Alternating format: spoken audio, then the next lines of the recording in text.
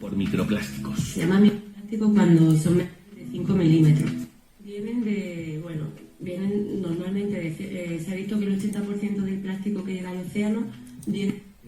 Compagina con cierta comicidad, una comicidad muy particular, pero ahí está, en esa Lavado-Ende. De ahí a la hondura trágica de una de sus grandes obras de referencia.